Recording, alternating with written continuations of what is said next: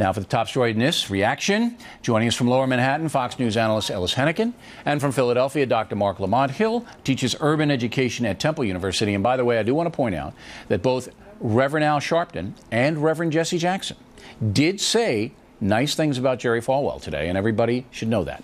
All right, Dr. Hill, begin with you. You agree with me that these things were way over the line and should not have been done today?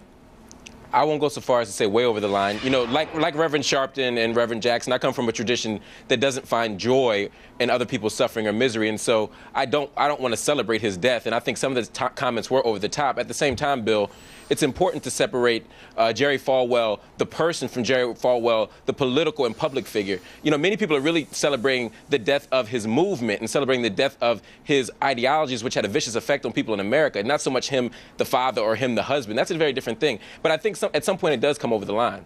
Well, I mean, you can celebrate whatever you want to celebrate 2 weeks from now, but there is decency, Doctor.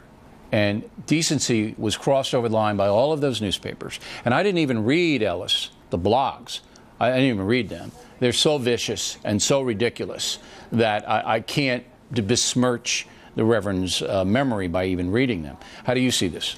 Well, Bill, as a polite Southern boy, some of that language sounds a little harsh to me, but this is the life that the Reverend chose. It is a life of angry rhetoric, of a finger-pointing, of condemnation. And I got to tell you, I don't think Reverend Falwell would mind this talk. I think he enjoyed a good counterpunch. He'd throw a back few from the grave if he thought that he could. That is the life that he chose, and he's going to get it in death the same way he got it in life. So I want to get this straight. You think that Reverend Falwell would be pleased that people were saying he should be in hell, that Satan is embracing him, that he was a totally immoral man? You think he would be pleased by hearing that? No. And you think his family's pleased by hearing that tonight, Ellis? Bill, I think he'd have a really clever response to it, and he would give a little zinger right back and forth, the same way he did with me on the many times that he and I debated on Fox. Okay, but you both are almost not confronting the real danger in this country. Now, Falwell certainly, well, no, Bill, I am. Certainly Bill,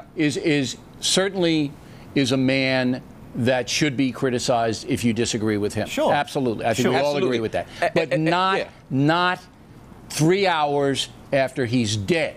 And that, but Bill, see, this is the difference between. Go ahead. But Bill, this doesn't just happen from the left; it happens from the other side too. And we saw the same thing when President Reagan passed away. It's not as if people simply honor him. At some point, we begin to romanticize his life and legacy and ignore the vicious and ugly effect that he's had on the lives of gays, lesbians, women, civil rights organizations, working people, all those things. All right, Doctor, what other side does this? I only see this hate from the SP side. I don't see this from the other side. Can you give me an example? No, what I'm saying is when President Reagan passed away, when Jerry Falwell passes away, what you see is not just people celebrating his life and allowing him to die with dignity. What you see is people romanticizing and covering up the vicious effect he's had on all sorts of American people. And so part of what you see from the left is a pushback. I'm saying some of it is over the top. I agree. We should let this person have dignity. We should exhibit dignity. However, this is not merely wild, crazy behavior from the left. All right, so you believe that a eulogy of a public figure like Jerry Falwell, who millions of people did follow and thought he had things to say that they wanted to hear. You believe a eulogy of a dead man should be challenged within 24 hours of his death? Is that what you're telling me?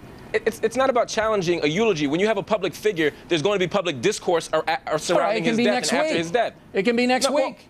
Inevitably, Bill, the reason we're talking about Jerry Falwell right now is because of the moral majority. It's because of his attacks on gays and lesbians. It's because of his attacks on the ACLU. We can't separate him from his vicious legacy. We can respect him. We can honor the fact that he was a father and a husband and many other things. Okay. But we still have to confront this legacy of his, this political legacy. But you see it as vicious, and millions of other Americans say, look, I finally got a voice because of Jerry Falwell. I got shut out of the media. I couldn't get heard. You see it as vicious. Other people see it as worthy. And that's the debate, and it's a robust debate we should have. But for you to say, look, because I disagree, Dr. Hill disagrees, it's okay for these newspapers and bloggers to go in and cut him up right in front of his family. Come on. You guys should both, Ellis, you guys should both be on my side condemning this kind of behavior. It's not right, Ellis. It is wrong behavior. Can you, as a secular progressive, Ellis, ever make a judgment about right and wrong behavior? Can you, sir? Wait, first of all, I'm a Catholic. I'm not a secular progressive. I don't know where you got that. But listen, let me give you a news flash, Bill O'Reilly.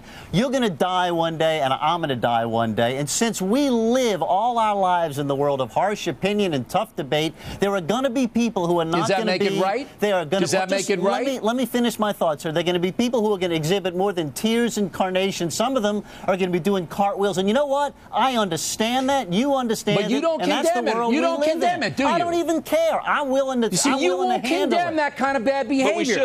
That's what I call you a secular progressive.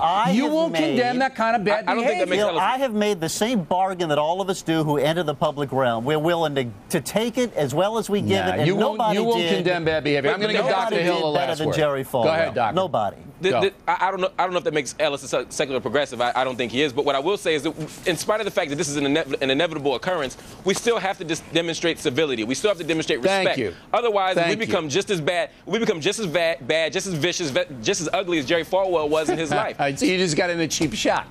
You know, under the banner of nobility, you cheap shot him. All right, gentlemen. Thanks very much. I'm a secular progressive, Bill. Yeah, whatever. We'll let the audience make up their mind. See you at the funeral. We'll let the audience make up their mind. Next on the rundown.